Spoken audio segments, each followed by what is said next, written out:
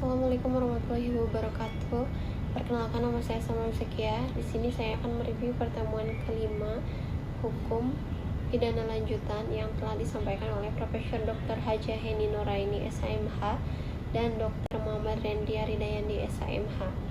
Bentuk penyertaan ketiga yaitu turut serta melakukan, ialah orang yang dengan sengaja turut berbuat atau turut mengerjakan terjadinya sesuatu. Syarat-syarat turut serta melakukan atau mede pleger adalah: yang pertama, ada kerjasama secara sadar, yaitu kerjasama di sini harus ditujukan pada suatu perbuatan yang berupa kejahatan. Yang kedua, ada kerjasama serta secara fisik, yaitu kerjasama di sini merupakan suatu delik yang ditujukan pada suatu akibat.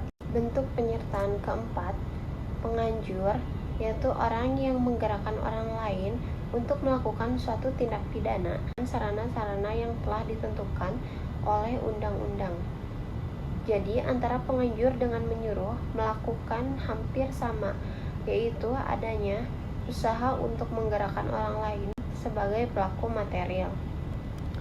Perbedaannya adalah: 1. Dalam penganjuran, sarana yang digunakan diatur dalam pasal 55 ayat 1 sub kedua, yaitu diatur secara limitatif atau terbatas. Yang kedua, dalam pembujukan, orang yang membujuk disebut autor intelektual dan yang dibujuk atau digerakkan autor material. Yang ketiga, pelaku material, autor material dapat dimintai pertanggungjawaban secara hukum atau dipidana karena melakukan perbuatan dengan sengaja.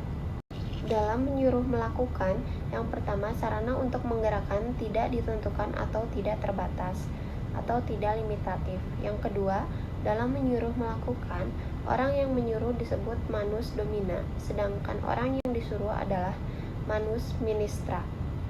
Yang ketiga, pembuat material atau manus ministra tidak dapat dipertanggungjawabkan secara hukum atau tidak dapat dipidana karena tidak mempunyai kehendak.